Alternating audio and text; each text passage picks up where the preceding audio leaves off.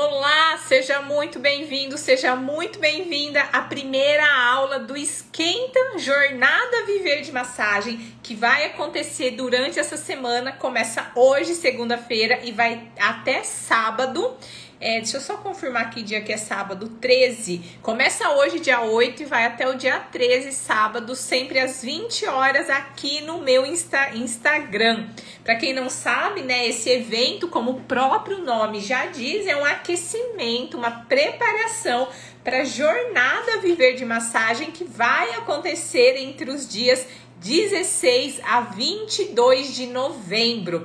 Natália, o que é essa jornada Viver de Massagem? A jornada Viver de Massagem vai ser uma semana de aulas, serão 3 aulas ao vivo comigo, onde eu vou ajudar profissionais que já trabalham com massagem, profissionais que estão se formando e que querem começar a trabalhar com massagem, a se tornarem uma referência na massagem terapêutica, conquistar uma agenda cheia de pacientes e poder alcançar um faturamento acima de R$5.000 por mês trabalhando somente com massagem. E antes de chegar lá na semana da jornada Viver de Massagem, como é só lá no dia 15, a gente vai estar realizando uma semana antes, começando hoje, indo até sábado, essa semana do Esquenta, onde eu vou trazer para vocês mais ainda conteúdo. E nessa semana do Esquenta, a cada dia a gente vai abordar um pilar que é fundamental para que você seja um profissional reconhecido e valorizado nesse mercado da massagem. Eu e minha equipe, nós faremos aqui o que a faculdade e os cursos técnicos não fazem. Eles só te ensinam técnica, te ensinam na teoria, na prática como atender o paciente e te joga no mercado de trabalho. Por isso a gente tem tantos profissionais desanimados e desmotivados, pensando até em desistir da profissão, abandonar essa missão tão linda que é você poder proporcionar a cura através das suas mãos. Então, o que a gente vai abordar nessa semana do Esquenta da jornada Viver de Massagem? A gente vai abordar o primeiro pilar, que é conhecimento técnico, né, para que você seja capaz de tirar a dor do seu paciente já na primeira sessão, usando apenas o poder que as suas mãos têm de curar. A gente vai abordar marketing para você saber qual que é a melhor estratégia para você divulgar o seu serviço e lotar a sua agenda, porque de nada adianta você ter conhecimento técnico, você ter, saber na teoria e na prática como tratar os seus pacientes se eles não aparecerem. A gente vai abordar também um outro pilar que é vendas, para você saber como abordar potenciais pacientes para oferecer o seu serviço sem parecer um vendedor chato.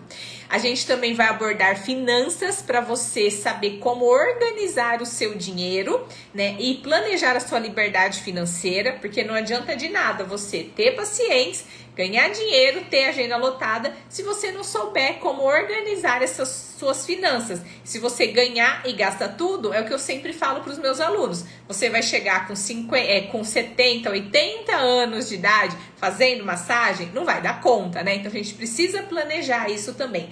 E por fim, a gente vai trabalhar o quinto e último pilar, que é a mentalidade, para que você quebre crenças, quebre obstáculos, porque a sua prosperidade, ela tem que começar aqui, ó, na sua cabeça, mudando a forma de pensar, a forma de enxergar as coisas, a forma de agir, mudar padrões de comportamento que você tem e que hoje te impede de ser um profissional reconhecido, valorizado, que te impede de cobrar 100, 200, 300, 500 reais, R$1.000 pela sua sessão de massagem. Então, você tem que começar a mudar aqui. Então, ó, conhecimento técnico, marketing, vendas, finanças e mentalidade.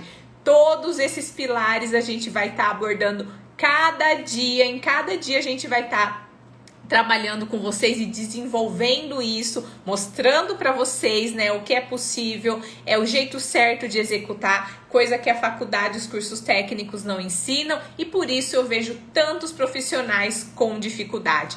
E o tema que eu trouxe para a live de hoje, a gente vai começar com o primeiro pilar, que é o pilar do conhecimento técnico. Afinal, é isso que vai fazer com que você seja capaz de tirar a dor do seu paciente já na primeira sessão.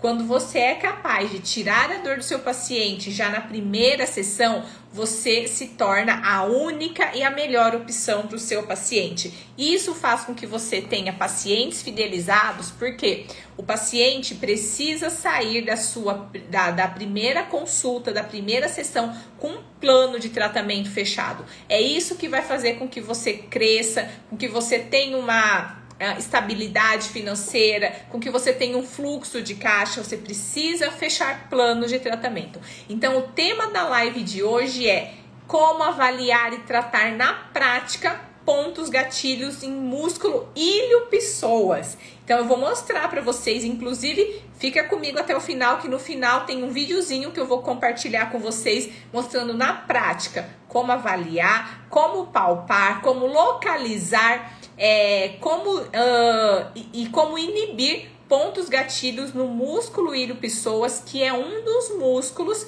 que causa dor nos seus pacientes. O seu paciente pode chegar com queixa de dor lombar, dor no quadril, dor na virilha, dor na coxa. Todas essas queixas podem estar relacionadas com pontos gatilhos no músculo ilho-psoas. E só um recado rápido: se por acaso você tá aqui e ainda não tá inscrito para a última edição do ano da Jornada Viver de Massagem, que vai acontecer em novembro, assim que acabar essa live, você vai lá na bio do meu Instagram e vai se cadastrar. Como eu falei, vão ser 3 aulas ao vivo, onde eu vou te mostrar, na primeira aula, 7 erros que você comete, né? Vou te ajudar a enxergar 7 erros que você comete e que te impedem de viver de massagem. Na segunda aula, eu vou te mostrar o caminho para você faturar acima de R$5.000 por mês, trabalhando com a massagem terapêutica. E na terceira e última aula, que vai ser prática, ao vivo, com a participação de uma modelo, eu vou te ensinar a avaliar, diagnosticar e tratar pacientes com queixas de dores crônicas. Além disso, na última aula também eu vou te ensinar como transformar a sua simples sessão de massagem numa experiência diferenciada para que você seja profissional reconhecido e valorizado na sua cidade e na sua região. Então, se você não se cadastrou, tá o link lá na minha bio. Terminando essa live, você vai lá, clica no link, você vai ser direcionado para uma página de inscrição. Lá você precisa colocar o seu melhor e-mail, clicar em quero participar, que aí você vai ser direcionado para uma outra página onde você vai encontrar um botão para você participar do grupo VIP do WhatsApp, tá? Então, primeiro, clica no link que tá na minha bio. Segundo, coloca o seu e-mail na página de inscrição. Terceiro, entra para o grupo VIP do WhatsApp. E quarto passo, acessa o seu e-mail, que você vai receber um e-mail de confirmação para você preencher uma ficha de cadastro. Então, esses 4 passinhos são fundamentais para garantir que você vai receber as informações da Jornada Viver de Massagem, que você vai receber o link das aulas, do link para poder assistir essas aulas ao vivo, tá? E já anota também, coloca um alarme no seu celular, que de hoje, segunda até sábado, a gente tem todos os dias às 20 horas as aulas do Esquenta, e semana que vem, do dia 16 ao dia 22, a Jornada Viver de Massagem. Vamos começar então a aula de hoje falando sobre os pontos gatilhos em músculo ilho-psoas. Só antes de fechar os comentários e poder compartilhar com vocês aqui os slides, manda aqui para mim nos comentários, vocês que já estão aí. Se você tá aqui numa live pela primeira vez, manda para mim o hashtag primeira vez. Se você já tá sempre por aqui, se você já me acompanha, hashtag tô sempre aqui. E se você já é pupilo do método Natália Tanaka, hashtag o número da sua turma, para eu saber quanta gente nova que tá aqui, quanta gente que tá sempre constante aqui, que sempre me acompanha, ou saber se eu tenho aqui meus alunos, né, acompanhando esse conteúdo. Vamos ver então. Corina Pinelli, primeira vez. Massoterapia Marcela, primeira vez. Lilian Moraes Físio, turma 15. Deraneide Ferreira, tô sempre aqui. KN Relax, primeira vez. Ana Prado, primeira vez. Jaque Santos, primeira vez.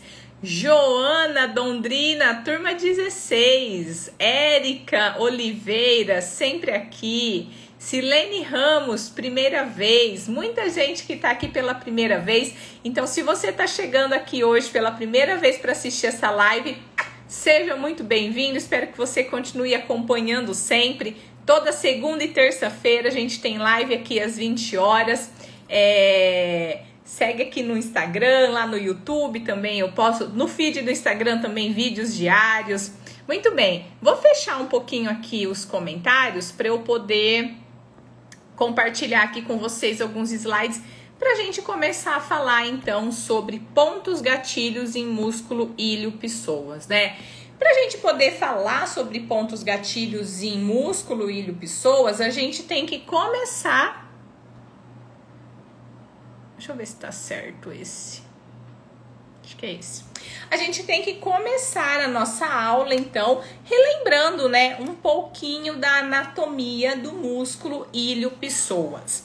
O músculo ilho pessoas, ele é a junção, né, ele é constituído por dois músculos. Então, o músculo ilíaco, que é esse que tá aí na região da fossa ilíaca, e o músculo pessoas maior, que é esse que sai ali das vértebras lombares e se insere ali embaixo no fêmur, né? Então, o músculo ilho pessoas, ele é formado por dois músculos, ilíaco e pessoas. Esses dois músculos, eles se originam de locais distintos ali na região do abdômen, mas depois eles vão se juntar e eles vão se inserir ali no fêmur. Então, qual é a origem do músculo? Primeiro vamos falar do músculo pessoas maior, que é esse mais compridinho, que está saindo lá de cima e se dirigindo à região do fêmur. O músculo pessoas maior, ele vai sair tanto dos corpos vertebrais quanto dos discos intervertebrais, desde T12, desde a última vértebra torácica, até L4, tá? Até a quarta vértebra lombar, e dos processos transversos de L1 a L5. Então, pessoas maior sai dos corpos vertebrais e dos discos intervertebrais de T12 a L4 e dos processos transversos de L1 a L5. Já o músculo ilíaco, ele se origina em toda essa região aí, ó, da fossa ilíaca, né? Da fossa ilíaca aí na pelve, tá? Tanto pessoas maior quanto o músculo ilíaco, eles vão descer em direção ao fêmur e eles se inserem no trocânter menor do fêmur. Para quem já participa aqui das minhas lives, para quem já assistiu outras aulas, já me escutou falar, mas como eu sei que tem muita gente nova por aqui que está assistindo essa aula pela primeira vez, o que eu sempre falo para vocês que já me acompanham ou falo também para os meus alunos. Você não precisa decorar exatamente a origem e a inserção, não precisa decorar as estruturas exatas, né? Exatamente todas as estruturas de onde os músculos se originam e de onde eles se inserem.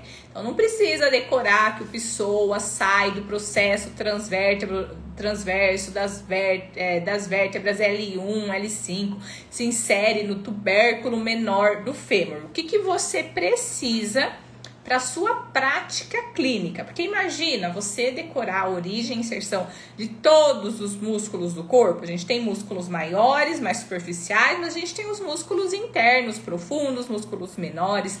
Então, na prática clínica, o que eu quero de vocês? Eu quero que vocês tenham uma foto mental do músculo ilho pessoas, porque vocês precisam saber de onde a localização dele. Vocês precisam saber que é um músculo que está localizado ali na região, né, da lombar e ali na pelve, né?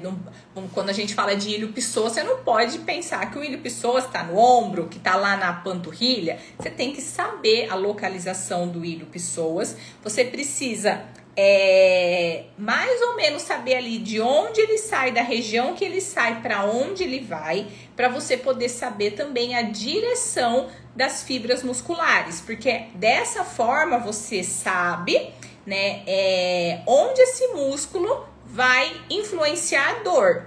Então, se você sabe que o ilho-psoas ele sai ali da lombar, mesmo que você não saiba que são dos corpos vertebrais e do disco intervertebral, de T12 a L4, dos processos espinhosos, processos transversos de L1 L5, você tem que saber o ilho-psoas, tá? Ele é um músculo que tá ali na região lombar, ele sai lá da região lombar e vem assim pra frente na direção abdominal para se inserir lá no fêmur. Eu sei a direção das fibras musculares. Sabendo disso, eu sei aonde ele pode influenciar e onde ele pode causar dor, tá? Tanto do psoas maior quanto o do ilíaco.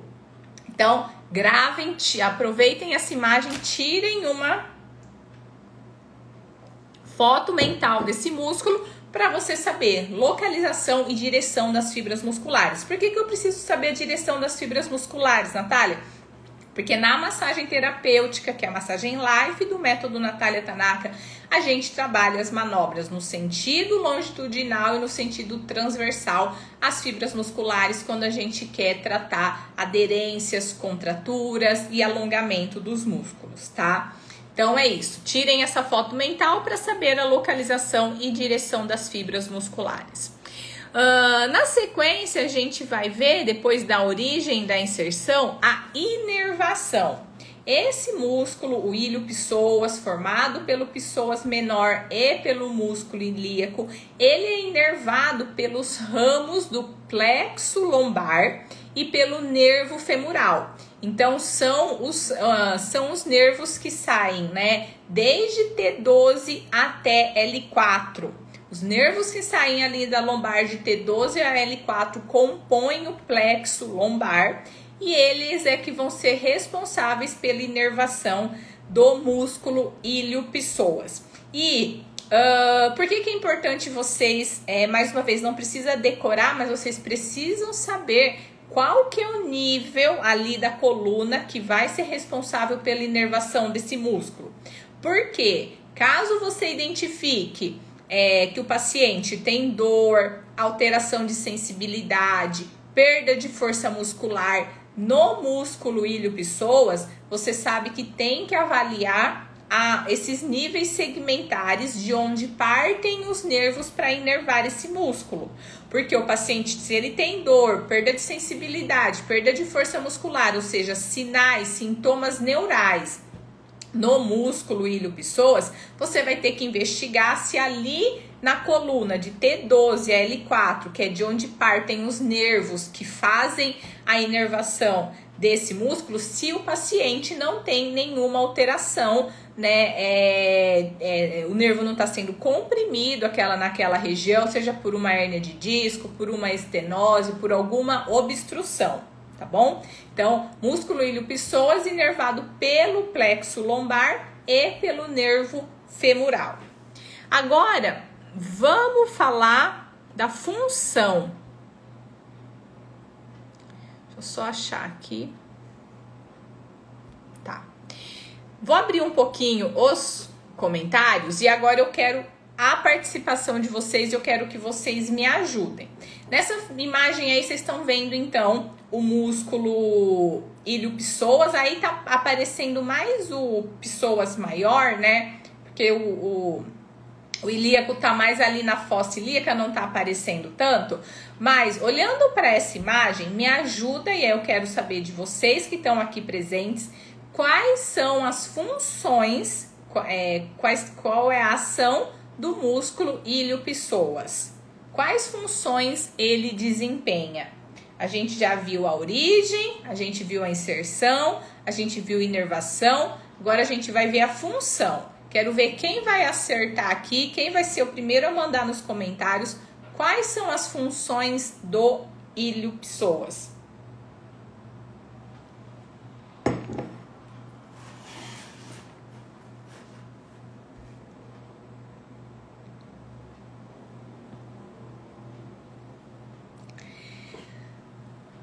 Ana Prado mandou flexão de quadril. Muito bem, Ana. Essa é uma das funções do ilho Pessoas. O que mais? Fada May, flexão de quadril. Daniel, flexão de quadril e estabilidade da coluna lombar. Kátia, flexão de quadril. Sueli, flexão de quadril. Dai Prado, flexão de quadril. Maria Geralda, flexão de quadril. Érica Oliveira, flexão de quadril. Maria Geralda, flexão de quadril. Muito bem, para todos vocês que falaram flexão de quadril, acertaram. Daniel que falou estabilidade da lombar também tá certo. Agora, tem outras funções que o ilho Pessoas desempenha. O que mais, fora a flexão de quadril e a estabilidade da lombar? Quem mais?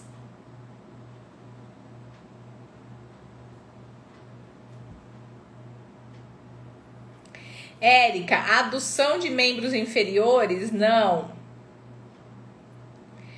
Dani, massoterapia com amor, sustentabilidade seria estabilidade, né? Que foi o que o Daniel falou, estabilidade da coluna lombar, sim. Quem mais? Eu quero saber, fora a flexão de quadril e fora a estabilidade da lombar, quais são as outras funções do ilho Pessoas?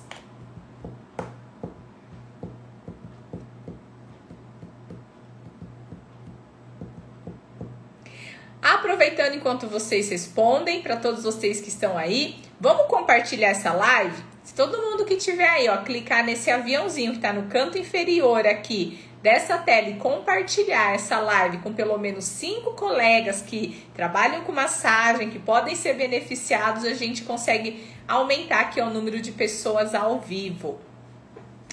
Dai Prado, rotação? Não. Abdução? Não. Ana Prado, aumento da lordose? Essa não é a função do ilho Pessoas. Um ilho Pessoas comprometido por um encurtamento, por uma contratura, pode aumentar a lordose, pode gerar uma hiperlordose, mas essa não é a função primária dele. Maria, sustentação do músculo abdominal? Fada May, flexão lateral de tronco. Aê, essa é uma outra função. Então, ó, flexão de quadril, estabilidade da lombar e inclinação lateral do tronco. Porque pensa só, o músculo ilho Pessoas tem do lado direito e do lado esquerdo, né? Ele é bilateral. Então, quando a gente tem a contração unilateral do ilho Pessoas, a gente tem a inclinação lateral do tronco. Muito bem, falta uma que ninguém falou. Será que vocês não vão lembrar dessa? Flexão de quadril, estabilidade da lombar, inclinação lateral do tronco, quando a gente tem uma contração unilateral. E mais uma, gente, tá óbvia. Suzy, movimentação da pelve, não. Ó, pensa na origem, na inserção. O músculo sai lá das vértebras lombares, se insere lá na pelve. Pensando na origem, na inserção dele, quando ele se contrai, quais são os movimentos que são possíveis de acontecer nessa articulação?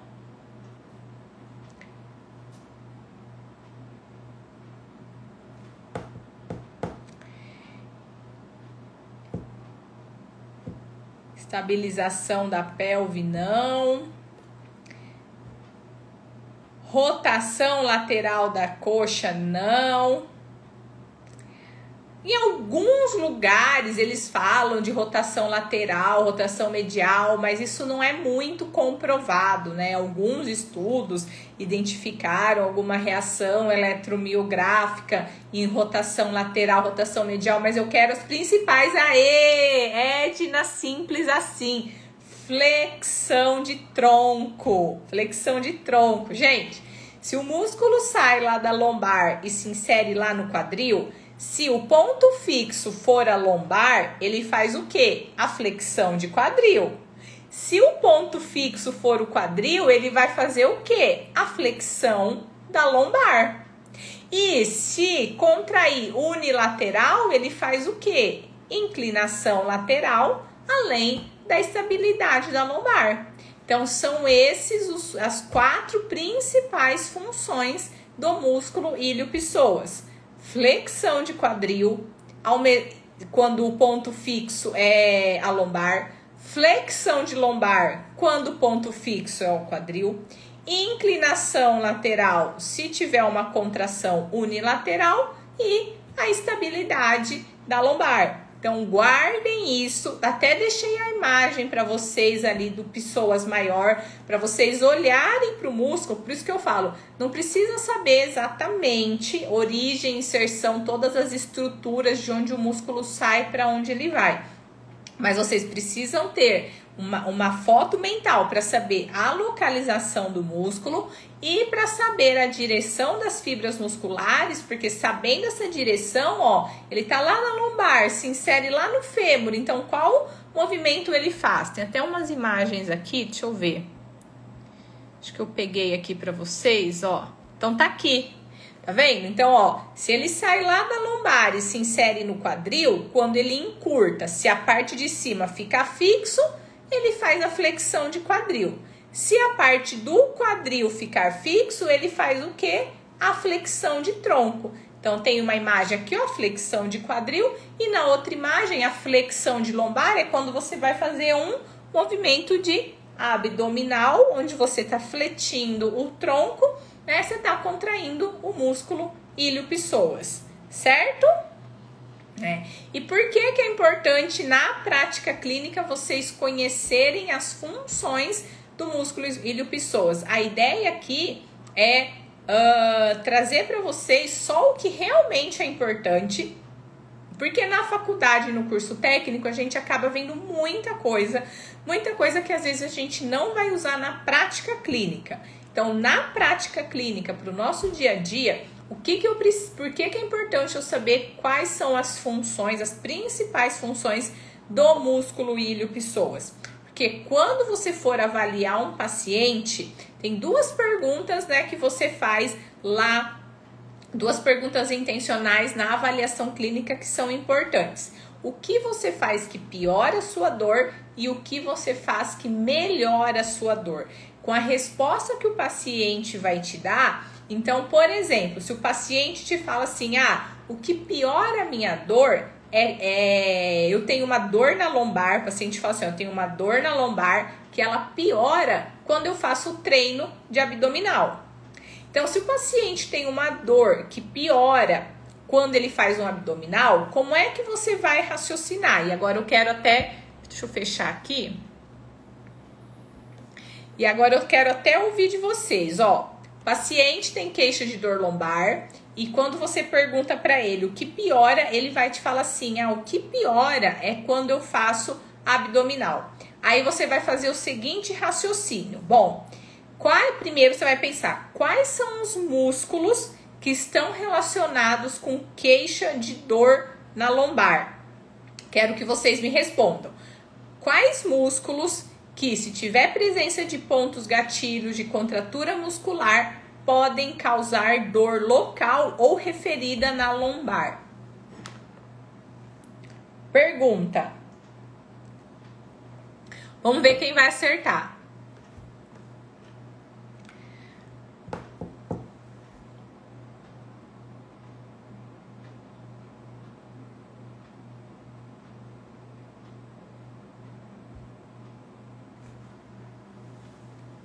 Vai lá.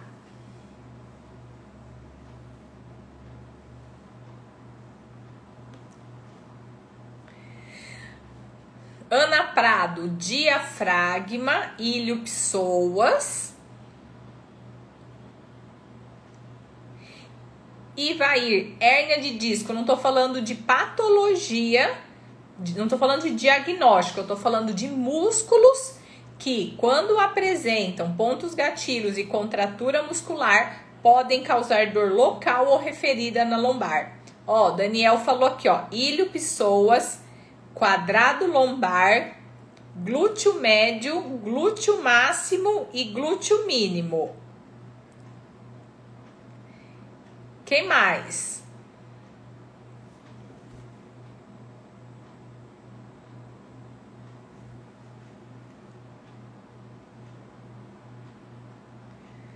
Salete, quadrado lombar.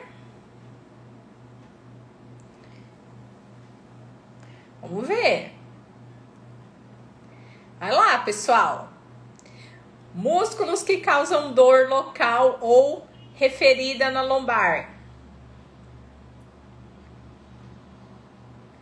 Daniel, tensor da face lata, talvez. Gente, não tô perguntando de nervo nem de hernia de disco, tô falando de músculo. Presta atenção que eu tô perguntando. Músculos. Leonice, glúteo máximo, glúteo mínimo. Ivair, piriforme. Daniel, ilho costal, eretores multípedos.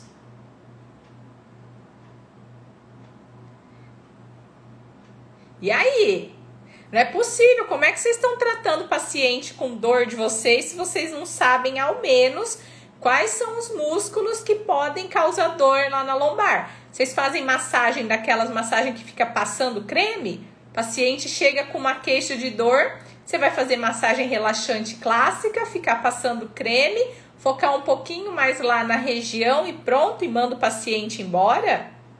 Se vocês não sabem ao menos os músculos que causam dor na região lombar, não tem como você avaliar e tratar a paciente. Massagem terapêutica, piriforme e glúteos.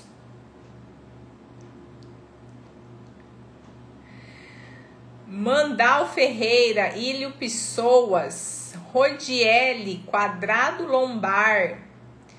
Daniel, paravertebral. Nossa, Simone, trapézio.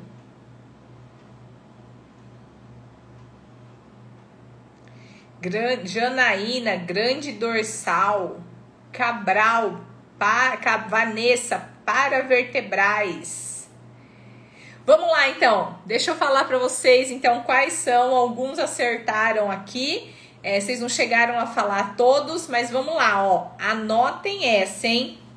Músculos que causam dor, que estão envolvidos, que podem, né, estar envolvidos e que causam dor local ou referida na lombar. Vai lá. Quadrado lombar, glúteo médio, paravertebrais, ilho psoas e reto abdominal. Mais uma vez, hein? Músculos relacionados com queixa de dor na região lombar. Quadrado lombar, glúteo médio, paravertebrais, ilho psoas e reto abdominal. São esses os músculos que estão relacionados com queixa de dor lombar local ou referida. Então, se o paciente chegou e lá no exame clínico ele te falou, olha, tem uma queixa de dor lombar. Aí você já vai pensar, tá, quais são os músculos que tem relação com queixa de dor na região lombar?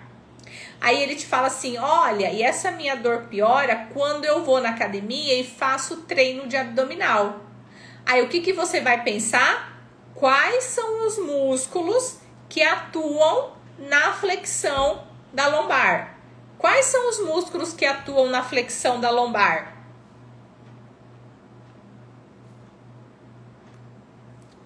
Agora tá fácil, né?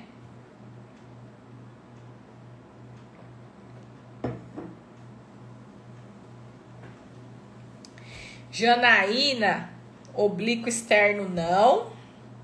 Olha lá, quero os músculos que atuam na flexão da lombar.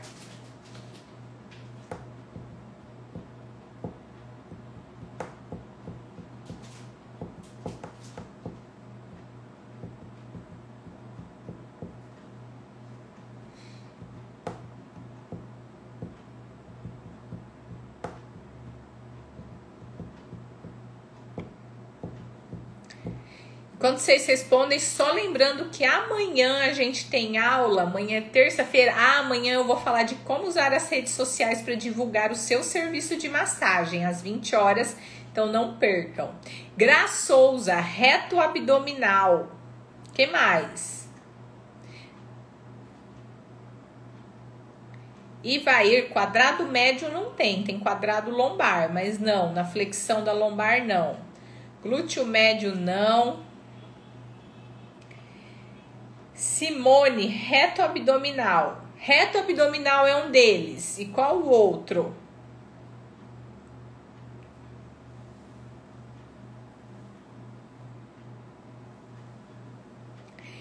Érica Oliveira, ilho pessoas paravertebrais e reto abdominal.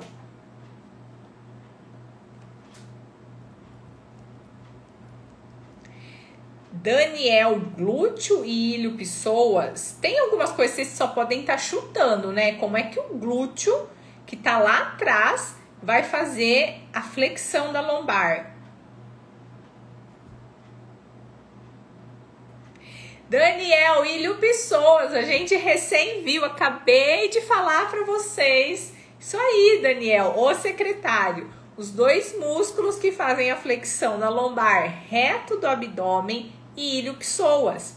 Então, por que é importante? Gente, quem tá falando glúteo paravertebral, para só um pouquinho e pensa antes de ficar digitando as coisas. Paravertebral e o glúteo tá lá atrás, como é que vai fazer flexão para frente? Vocês têm que começar a ter um mínimo assim de bom senso na hora de chutar as coisas, né? Se a flexão de tronco é para frente, qual o músculo que vai fazer esse movimento? São os músculos anteriores, músculo posterior vai fazer o contrário, vai fazer a extensão, tá? Então presta mais atenção, porque se vocês não souberem isso, vocês não conseguem avaliar, diagnosticar e tratar os pacientes de vocês, e aí vocês não vão ter resultado, e aí vocês não vão ter paciente, e aí vocês não vão ter um faturamento com massagem, e vocês não vão conseguir viver de massagem, tá? Então, ó, vamos voltar para o nosso raciocínio. Por que é importante eu saber a função dos músculos? Por quê? Uma vez que o paciente chegou e me relatou qual é a queixa, o desconforto. Ah, dor na lombar. Então, eu vou pensar quais são todos os músculos que estão relacionados com queixa de dor na região lombar. Então, a gente viu quadrado lombar, glúteo médio, paravertebrais, ilho pessoas, reto abdominal. Beleza. Desses músculos que podem estar envolvidos com queixa de dor lombar, eu vou ver quais deles realizam a função que o meu paciente falou que piora a dor. Então, o paciente falou assim, ó, eu tenho dor na lombar e a dor piora quando eu faço o abdominal, ou seja, quando eu faço a flexão de tronco. Desses músculos que estão relacionados com queixa de dor lombar, quais deles atuam na flexão de tronco? De todos esses, eu tenho reto abdominal e ilho pessoas. E isso vai me direcionar lá no exame físico, porque quando eu for para o exame físico do paciente, eu vou palpar esses músculos específicos. Para que eu vou palpar glúteo médio? Para que eu vou palpar um paravertebral? Se ela está me falando que a dor piora quando faz o movimento de flexão de tronco, tá? Então, por isso que vocês precisam conhecer a função dos músculos, certo? Então, vamos continuar aqui. Bom, então agora que a gente relembrou um pouquinho da anatomia, origem, inserção, a função dos músculos, a inervação, tá? Lembrando que a inervação, você precisa saber de onde partem os nervos que vão ser responsáveis pela inervação daqueles músculos. Por quê? Porque eu tenho que saber que se eu identificar alterações, sintomas neurais, eu preciso avaliar o segmento de onde partem esses nervos, porque eu posso ter alguma alteração lá na coluna causando dor ali na região do músculo ilho pessoas. Depois de relembrar um pouco da anatomia, para a gente tratar o músculo ilho pessoas, a gente precisa conhecer, né, para você ser referência no tratamento de dor, para você conseguir tirar a dor do seu paciente já na primeira sessão, usando apenas o poder que as suas mãos têm de curar, vocês precisam dominar uma coisa chamada mapa da dor. Você precisa conhecer o mapa da dor de todos os músculos do corpo humano para saber em qual músculo o seu paciente pode ter um ponto gatilho, uma dor miofascial, baseado na localização da dor dele. Então, o primeiro passo da avaliação do método Natália Tanaka, o primeiro passo do exame clínico é você pedir para o seu paciente pintar no mapa corporal a localização da dor dele. Vocês conhecendo o mapa corporal de todos os músculos do corpo humano, é isso que vai fazer você ter resultado já na primeira sessão. É isso que vai fazer com que você tenha pacientes fidelizados, que o paciente saia da sua avaliação com um plano de tratamento fechado. É isso que vai fazer você ter uma agenda cheia de pacientes que te indicam para amigos e familiares e que te trazem outros pacientes. E é isso que vai fazer com que você fature acima de R$5.000 por mês.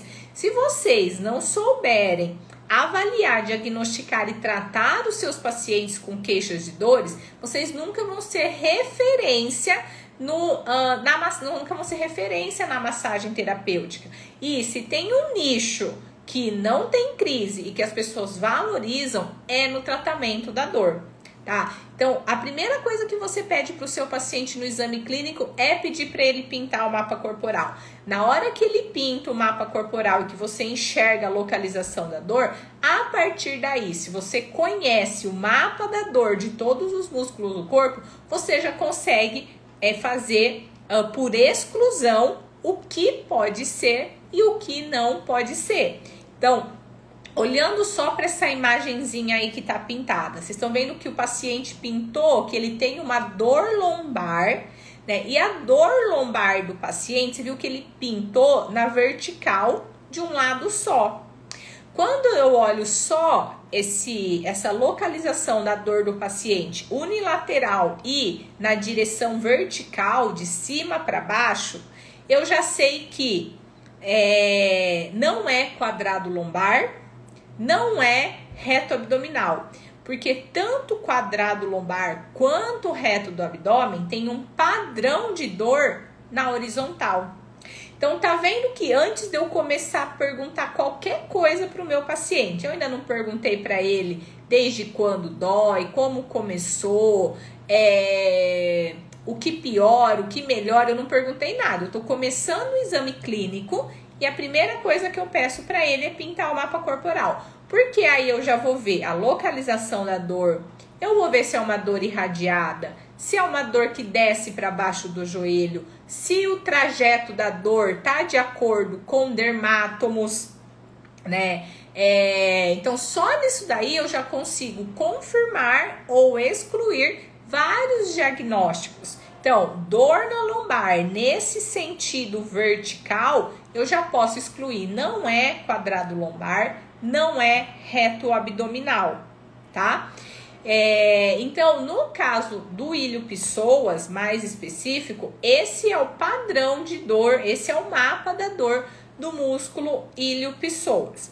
Então, no músculo ilho-pessoa, quando o paciente tem pontos gatilhos em músculo ilho-pessoas, o paciente, ele pode ter dor nesse sentido vertical de um lado só, né, da coluna lombar. Essa dor pode ir desde ali, do ângulo inferior da escápula até a região ali da articulação sacroiliaca, na região mais superior do glúteo. Então, ó, dor ipsilateral na direção vertical, desde a borda da escápula até ali a região sacroiliaca. O paciente com pontos gatilhos em músculo ilho-pessoas também pode ter dor ali na região da virilha, pode ter dor ali na região anterior, né, da coxa mais superior. Ele também pode, apesar de não estar pintado aqui nesse mapa corporal, o paciente com pontos gatilhos em ilho-pessoas também pode ter dor na região abdominal baixa. Eu já atendi uma paciente com essa queixa, depois eu vou compartilhar com vocês. E paciente com pontos gatilhos em músculo e ilho-pessoas também pode ter dor ali na região do assoalho pélvico, nas genitais, tá? Então, essas são as localizações de dor. Esse é o mapa da dor do músculo ilho-pessoas. Só para recordar, então, mais uma vez. Dor na coluna lombar ipsilateral na direção vertical, virilha, região anterior de coxa, mais na parte superior, dor na região abdominal baixa e no assoalho pélvico ali nas genitais. Então, memoriza, esse é o mapa da dor do músculo ilho-pessoas. Paciente chegou para você com dor nessas localizações, já é, né, algo que você vai investigar pontos gatilhos em músculo ilho-pessoas.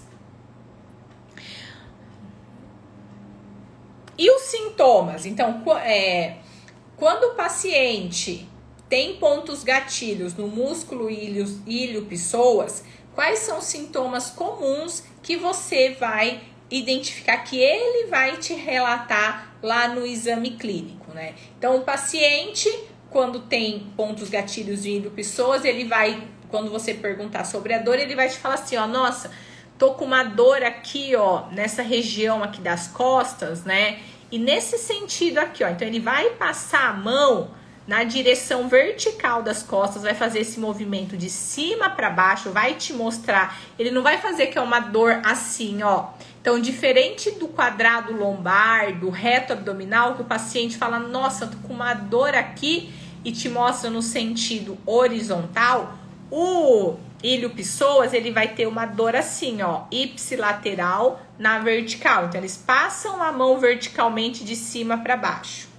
Outro sintoma que o paciente com pontos gatilhos no músculo ilho-pessoas pode relatar é dor aqui na virilha, como a gente viu lá no mapa corporal, né? Dor na virilha, e dor na coxa, nessa região anterior. Ele pode falar que depois de algumas atividades de vida diária ou depois de treinar na academia, ele sente dor nessas regiões.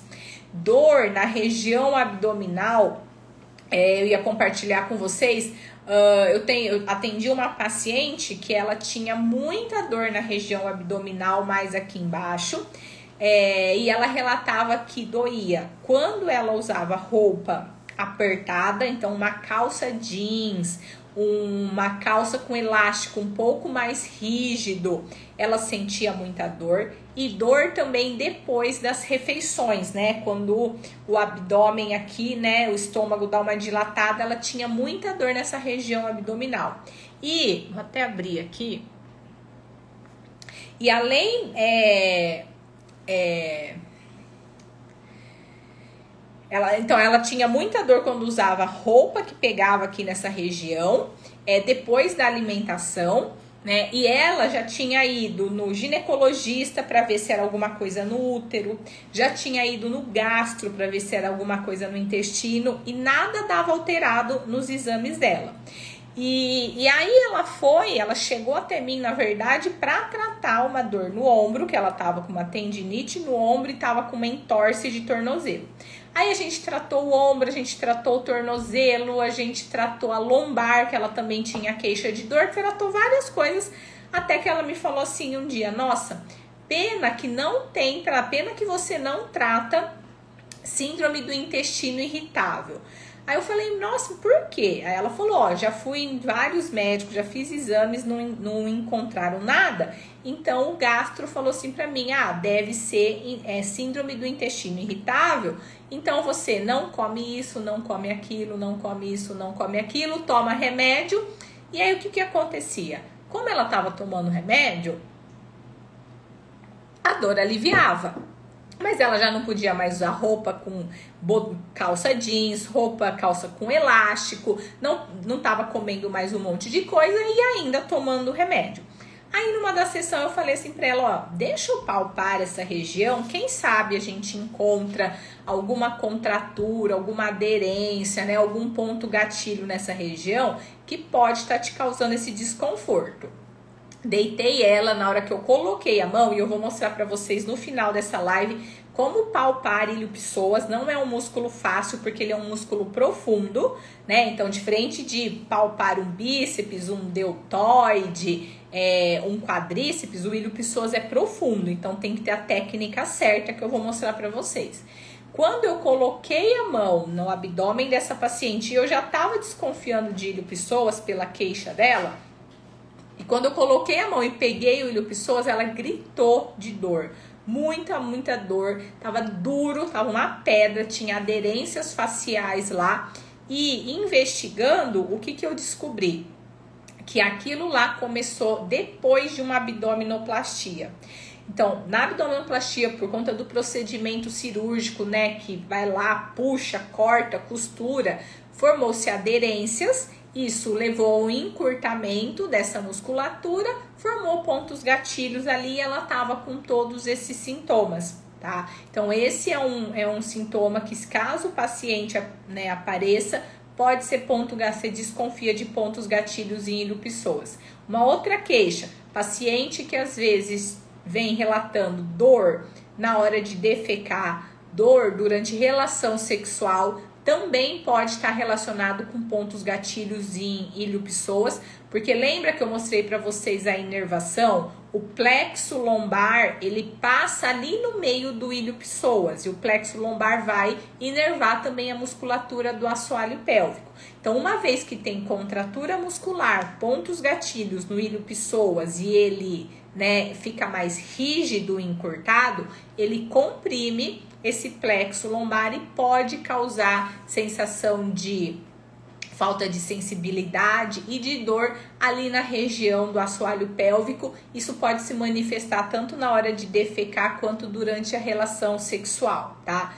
Paciente com pontos gatilhos em ilho-psoas também pode relatar dificuldade para levantar, né? Nesse movimento aqui de levantar, que é quando tem a contração do ilho-psoas, ele pode relatar dor, principalmente se ele sentar em cadeiras ou poltronas assim que são mais baixas e mais fundos, que tem que fazer mais força para levantar. O paciente, ele com pontos gatilhos em ilho-psoas, ele vai relatar para você que a dor dele piora quando ele fica em pé. A dor piora quando ele faz esse movimento de flexão de tronco, por exemplo, no abdominal, né? E a dor, ela melhora quando ele deita, por exemplo, em decúbito lateral, naquela posição fetal, né, com quadris e joelhos fletidos, porque nessa posição o músculo fica mais relaxado.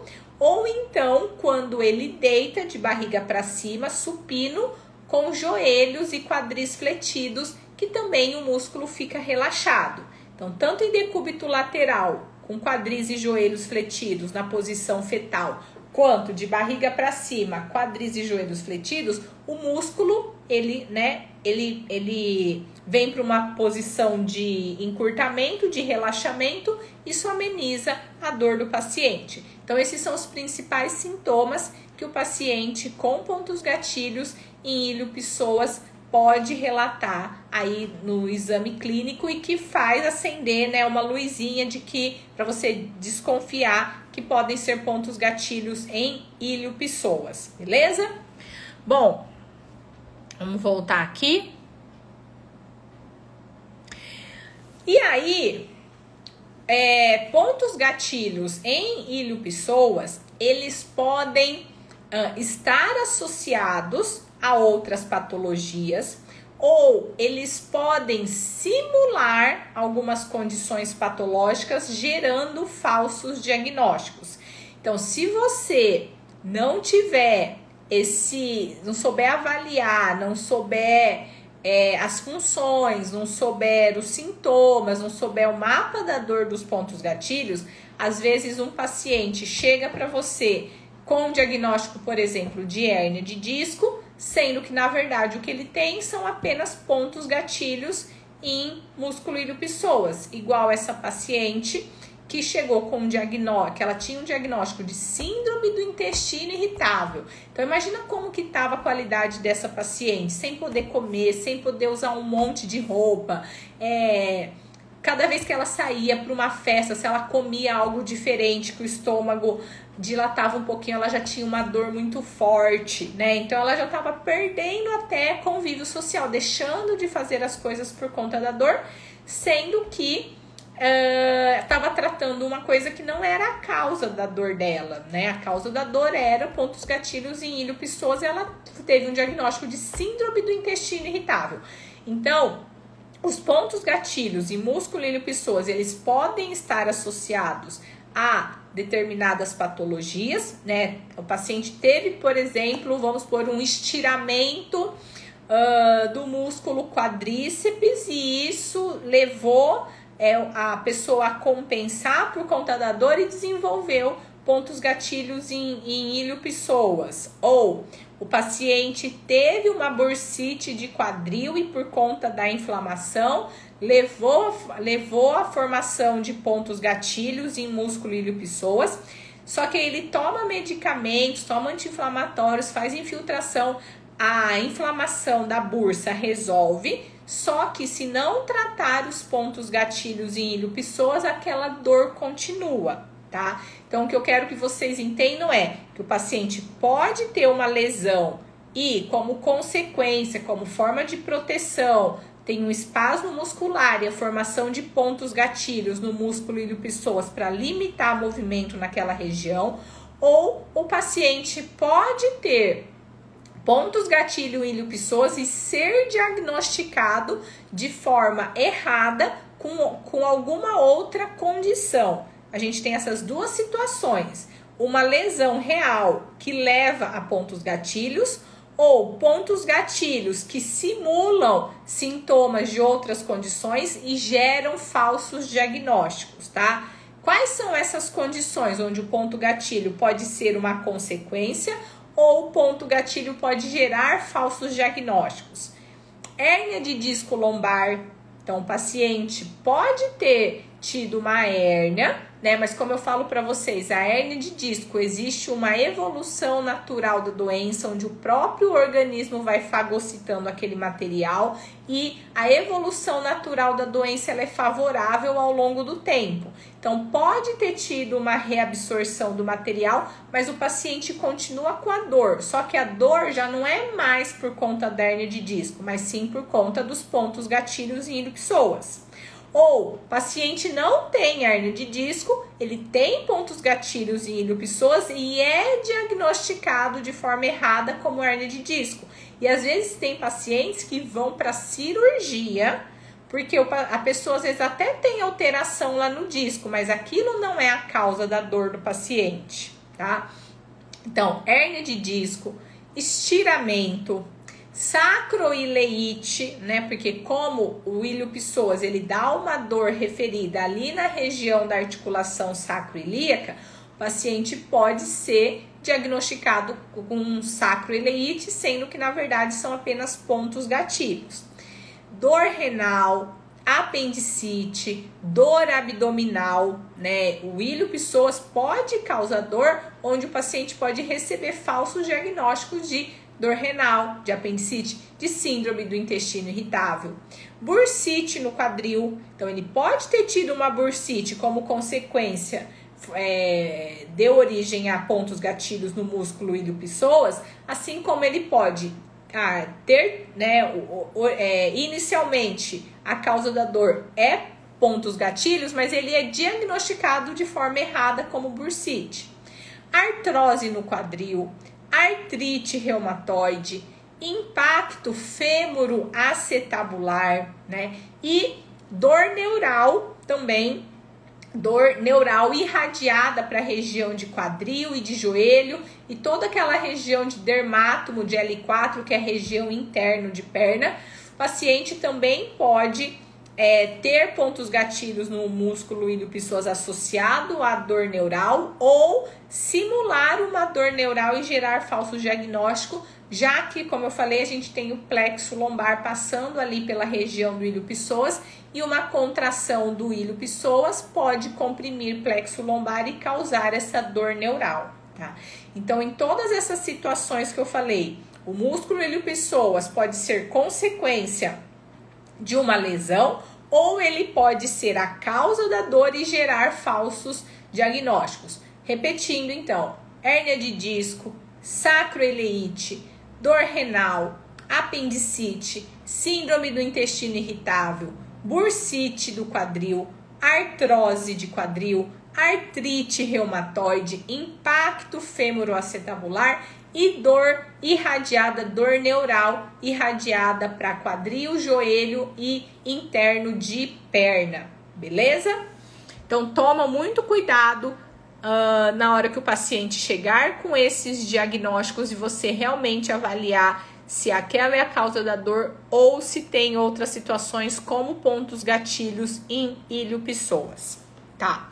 Ainda no exame clínico, né, vocês precisam questionar os pacientes de vocês sobre quais são os hábitos de vida, o que ele faz, o que ele trabalha, o que ele gosta de fazer de lazer, como ele senta para assistir televisão, como que ele dorme na cama, no trabalho, se a dor começou devido a um evento marcante. Por quê? Quando a gente fala de pontos gatilhos de dor miofacial, necessariamente você precisa identificar algo no seu paciente que está sendo responsável pela ativação dos pontos gatilhos, que a gente chama de fatores perpetuantes, fatores ativadores e perpetuantes. Por quê? Porque se você não identificar aquilo que ativa pontos gatilhos no seu paciente, não adianta você se matar de gastar polegar, de gastar cotovelo para inibir pontos gatilhos se o paciente não mudar o hábito ou aquela situação que está levando à formação de pontos gatilhos. Se é porque ele dorme de decúbito ventral, de bruço, com a cervical rodada, se é porque ele trabalha sentado na cadeira, que a cadeira não tem um encosto adequado, se é porque ele não regulou direito o banco e ele trabalha viajando e dirigindo. Por isso que vocês precisam investigar. Isso pode levar às vezes 1, 2, 3 sessões até você descobrir realmente aquilo que está sendo a causa, o fator de ativação. Se isso não for corrigido, você não consegue tratar pontos gatilhos, tá? E tem 3 situações, né, no dia a dia do paciente que leva à ativação desses pontos gatilhos. Quando o paciente realiza uma contração concêntrica, né, ou seja, quando tem algo que ele faz que leva a um encurtamento das fibras musculares. Quando ele faz uma contração excêntrica, ou seja, que tem o alongamento das fibras musculares, ou quando ele fica numa posição mantida, onde esse músculo fica por muito tempo encurtado ou por muito tempo alongado. Então, lembrem-se sempre disso. Na hora que você for avaliar, conversar com o seu paciente sobre hábitos, posturas, lembra sempre de analisar se tem algo que ele faz que causa uma contração concêntrica, uma contração excêntrica ou alguma postura mantida que mantém o músculo encurtado ou alongado. Então, no caso do ilho-psoas, por exemplo, o que seria um exemplo de contração concêntrica? Abdominal, né? Então, avaliar se ele está fazendo abdominal, como que está a postura dele na hora de fazer esse abdominal, se ele está pondo muita carga, porque é uma contração concêntrica, onde a gente tem um encurtamento do músculo ilho-psoas. Qual seria uma contração excêntrica? Se ele virar de barriga para baixo, decúbito ventral, e fizer aqui o exercício de extensão da lombar. Se ele faz a extensão da lombar, o que está acontecendo com o músculo ilho-psoas? Está sofrendo uma contração excêntrica, ele está alongando. Ou se ele faz aquele exercício de prancha, onde ele fica sobre uma prancha e ele faz a extensão do quadril, ele também está fazendo uma contração excêntrica do músculo ilho-psoas, tá? Posturas mantidas que colocam o ilho-psoas numa posição de encurtamento, como vocês estão vendo nessa figura aqui.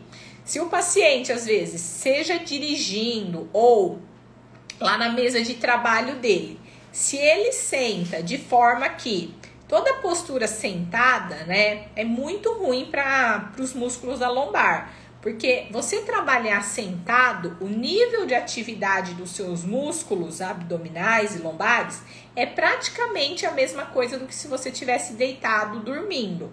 Então, a tendência a sobrecarregar aqui a lombar, a gerar deformidades, fraqueza, encurtamento é muito grande. Então, paciente que trabalha sentado no escritório, que trabalha dirigindo, tem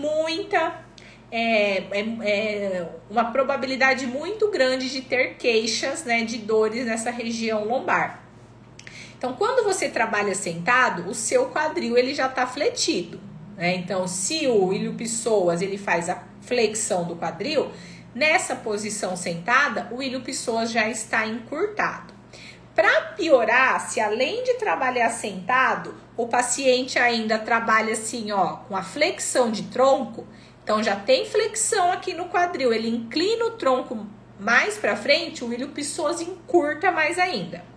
E se além de trabalhar sentado com flexão de quadril, além da inclinação anterior do tronco, e a perna dele, o joelho fica mais alto do que o quadril, né? Se a cadeira não está ajustada na altura correta, se o banco do carro não está na altura correta, e além disso, o joelho fletido fica para cima da linha do quadril, você tem um encurtamento ainda maior do ilho-psoas. Então, para quem fica muito tempo nessa posição, você mantém o músculo encurtado por muito tempo. E esse é uma das situações que leva à formação de pontos gatilhos. Então, contração concêntrica no abdominal, contração excêntrica, como no exercício de extensão do tronco, posição sentada, que é postura mantida com encurtamento do músculo, tá? E uma outra situação também que pode ativar pontos gatilhos é se o paciente tem uma diferença no comprimento dos membros, né? Se ele tem um membro mais comprido, do lado que o membro é mais comprido, o músculo ilho-psoas vai ficar encurtado, e no lado da perna mais curta, o músculo ilho-psoas vai ficar alongado. Isso também pode desenvolver pontos gatilhos, tanto no lado onde o músculo ficou encurtado, quanto no lado onde o músculo ficou alongado, tá bom? E no exame clínico, vocês vão pedir, né, vocês vão avaliar o mapa corporal, ver a localização da dor, vocês vão questionar, né, o que melhora, o que piora, vão avaliar os sintomas do paciente. E no exame físico, o que é importante? O que é importante você avaliar um paciente com pontos gatilhos em músculo ilho-psoas? Então, você vai avaliar isso em todos os casos, né? Você sempre começa avaliando a postura estática do paciente. Vai colocar ele em pé. Na postura estática, você vai ver se tem desvios, se tem alterações posturais, vai ver a lordose dele. Normalmente, paciente com pontos gatilho ilho-psoas, a gente tem um encurtamento do ilho-psoas e o aumento da lordose. O paciente também pode ter uma inclinação, né? Porque se o músculo tem pontos gatilhos e tá contraturado, tá encurtado, também pode ter uma inclinação do tronco para o lado acometido. Depois você vai ver a marcha, vai avaliar também mobilidade, né? Pedir para o paciente fazer os movimentos de lombar, flexão, extensão, inclinações e rotações. Vai avaliar também amplitude de movimento de quadril, já que o músculo ele não sai da lombar e vai lá no quadril, então a gente vai avaliar amplitude de movimento, como que tá a mobilidade tanto na lombar quanto no quadril. Uma outra coisa que é importante também avaliar quando a gente fala, né, em pontos gatilhos do músculo ilho-psoas, é avaliar se o paciente tem um encurtamento, e o encurtamento do ilho-psoas a gente avalia através do teste de Thomas, né? Como que é esse teste? O paciente vai deitar em decúbito dorsal. Vamos supor que a queixa dele é do lado esquerdo. Então, ele deita em decúbito dorsal, você pede para ele abraçar a perna direita, faz flexão de quadril e flexão de joelho, como se fosse abraçar a perna no peito, né? E a outra perna, ela fica, você tem que colocar o paciente bem na beira, na borda da maca, e a outra perna, que é a que você vai testar, ela fica caída para fora da maca. Qual que é o normal? O normal é, como na imagem aqui, né, o bonequinho de cima, o normal é que a coxa fique encostada na maca e que o joelho tenha uma flexão aí de 90 graus. Esse é o normal. Quando o músculo ilho-psoas ele está encurtado, na hora que o paciente dobra a perna direita, a coxa do lado esquerdo levanta, não encosta na maca. Por quê? Porque o ilho-psoas não faz a flexão de quadril. Se o músculo ilho-psoas está encurtado, na hora que o paciente deita, o músculo ilho-psoas encurtado vai puxar o quadril, vai fazer a flexão, então a coxa não encosta na maca. Se além da coxa não encostar na maca, o joelho também não ficar fletido, significa que ele tem um encurtamento de ilho-psoas e um encurtamento de quadríceps também. Então, esse é um teste para ser feito, né, para avaliar aí o encurtamento de ilho-psoas, porque isso reforça a hipótese da dor do seu paciente ser pontos gatilhos em músculo ilho-psoas que se encontra encurtado. Você vai avaliar também força muscular, né, dos músculos aí do quadril, e avaliar também como é que tá a força muscular dos músculos abdominais, né? Porque se o paciente ele tem uma fraqueza dos músculos, do músculo reto abdominal, quem vai desempenhar a função do reto abdominal de fazer a flexão é o ilho-psoas. Só que o ilho-psoas, ele faz a flexão do tronco, mas ele é um músculo mais estabilizador. O músculo mais responsável mais pelo movimento é o reto abdominal. Quando a gente tem fraqueza de reto abdominal, o ilho-psoas se sobrecarrega.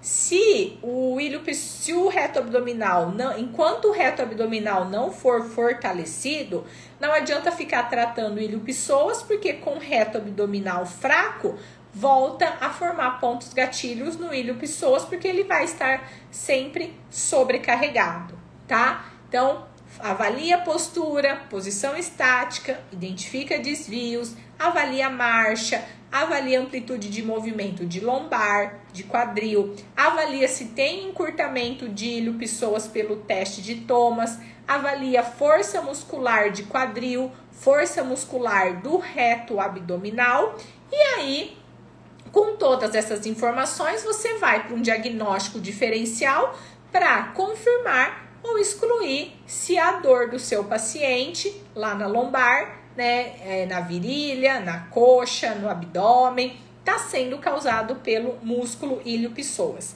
E como eu falei para vocês, que no final, que eu ia compartilhar com vocês um vídeo onde eu vou mostrar agora para vocês como fazer a palpação do músculo ilho-psoas, já que o músculo ilho-psoas, ele é um músculo profundo. Então, é um músculo que você tem que ter a técnica correta para você poder saber palpar e chegar lá no músculo ilho-psoas sem machucar o paciente, sem ficar pressionando ali os órgãos, porque o ilho-psoas, ele tá ali na região abdominal, onde a gente tem vários órgãos ali. Então, tem que tomar cuidado para você não ficar pressionando lá o intestino, né, do paciente e ele sentir incômodo, tá? Vou ver se eu vou conseguir rodar o videozinho, então, agora aqui para vocês. Vamos ver. O músculo músculo ilho-psoas, ele é formado pelo psoas maior e pelo ilíaco. O psoas maior, ele sai lá de trás dos corpos vertebrais de T12 a L4, dos discos intervertebrais entre T12 e L4 e dos processos transversos das vértebras L1 a L5. O psoas vem lá de trás aqui para frente, ele vai se inserir aqui no trocânter menor do fêmur.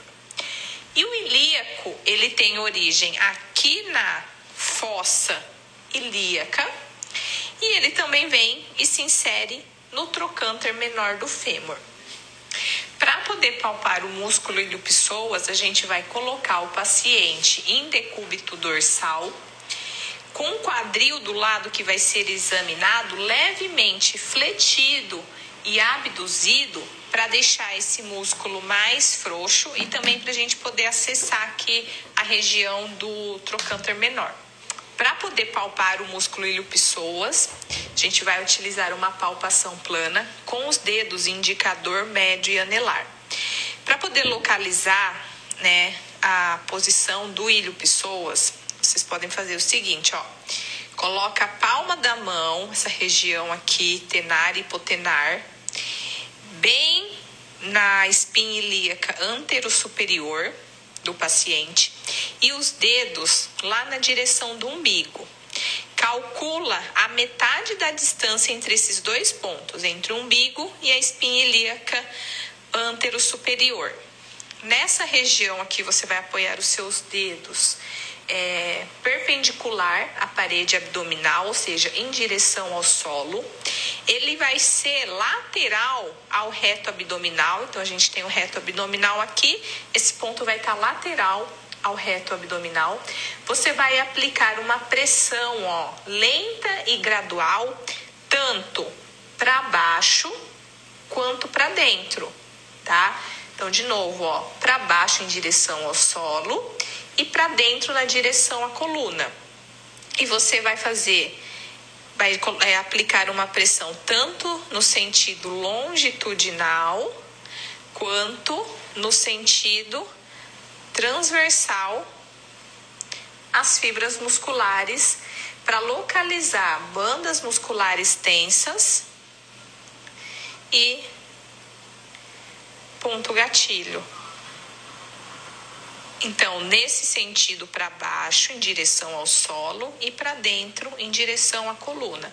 Faz movimentos longitudinais e transversal. Cuidado, que é uma região bem sensível, né, por conta de todo esse conteúdo abdominal e dos órgãos. E então vai fazendo uma pressão assim gradual. Tá? Para você confirmar se você está palpando o ilho-psoas, você vai pedir para o paciente lentamente vir dobrando o quadril e o joelho, arrastando o pé na maca e estica novamente, tá? Então vai lá, ó. Você pressiona para dentro, você pressiona para baixo e para dentro. Ela vem devagarzinho dobrando.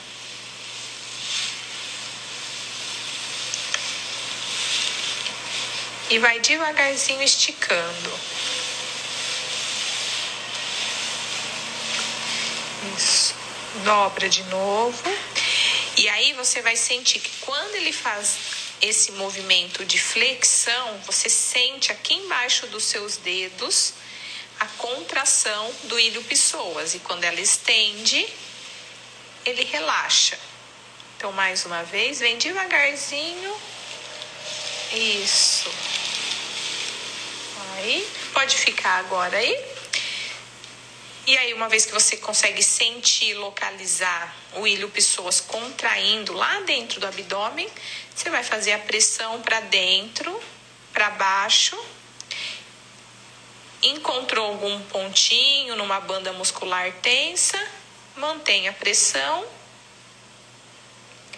por 30 segundos, 1 minuto, ou até o paciente te relatar que diminuiu a dor e solta.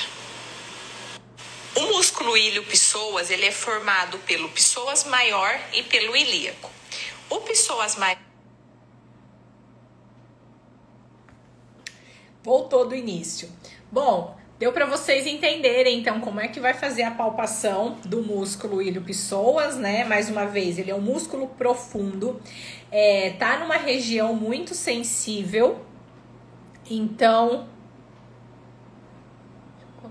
Deixa eu ativar aqui os comentários. Acho que ativou. Tá. Ele tá numa região muito sensível, então vai fazendo uma exposição gradual, né? Mede lá a distância com a palma da mão da espinha ilíaca antero superior até o umbigo, pega bem ali no meio. Normalmente aquela é a região da localização do músculo ilho-psoas. Vai fazendo uma exposição gradual à carga por conta da sensibilidade, né, para não machucar o paciente. E é importante vocês irem pedindo feedback do paciente, porque caso ele fale assim, ai, doeu, como é uma região sensível, né, pode ser que ele tenha dor por conta da pressão ou pode ser a dor por conta do ponto gatilho e da contratura muscular. Então, para você saber isso, você tem que perguntar para o paciente, uma hora que ele falar, ai, doeu, mas é a sua dor? É a dor que você sente no dia a dia? Está reproduzindo a dor que você sente no dia a dia? É isso que você tem que se atentar em perguntar para o seu paciente. Se a dor que ele está sentindo é um incômodo por conta da pressão ou se reproduz a dor e se causa uma dor referida, né, uma dor em outro local. Depois que palpou aquela parte do psoas maior, tem que palpar ali também a região do ilíaco, que é ali na região da fossa ilíaca, mas não vai dar para mostrar hoje para vocês como é que faz a palpação do ilíaco, porque lembrando, o ilho-psoas tem o psoas maior mais o ilíaco. Então, depois de palpar essa região do psoas maior, você vai palpar a região do ilíaco e palpar também o tendão ali próximo da inserção do trocânter menor em busca de pontos gatilhos. Identificou? Libera esses pontos gatilhos. E aí, só para terminar essa aula, toda live que eu falo de pontos gatilhos, eu sempre faço essa pergunta e eu quero ver se dessa vez vocês vão acertar. Quais são... Peraí. Quais são os 4 passos obrigatórios para tratar pacientes com pontos gatilhos? Para a gente encerrar essa live, para eu voltar amanhã para falar com vocês sobre divulgar serviço através de redes sociais. 4 passos obrigatórios na hora de tratar pontos gatilhos. Se você não seguir esses 4 passos, você não consegue tratar pacientes com dor miofascial. Vai lá.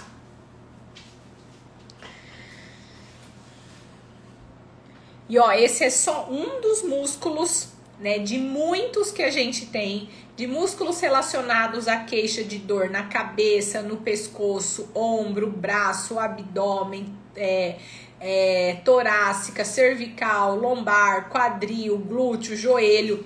Para quem é aluno do método Natália Tanaka, vocês têm acesso a aos vídeos de como realizar a palpação e o tratamento de pontos gatilhos em todos os músculos do corpo, tá?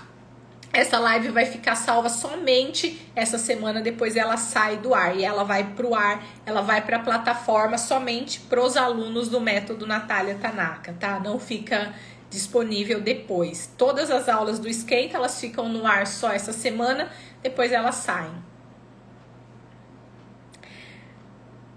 Olha só, nota 10 aqui para o meu secretário, que além de aluno, agora é da mentoria do método Natália Tanaka. Desativar, alongar, desfazer as aderências e mudanças de hábitos. Rodiele também aqui, ó, aluna e mentorada. Gente, eu tenho orgulho desses meus mentorados, ó. Desativar, alongar, desfazer aderências e mudanças de hábitos. Então, ó, para vocês que estão aqui pela primeira vez, Lilian falou fazer o diagnóstico, pedir para mostrar no desenho, pedir para andar, pedir para fazer o alongamento e verificar hábitos. Não, Lilian, tô falando já do tratamento. 4 passos obrigatórios para tratar pontos gatilhos, tá?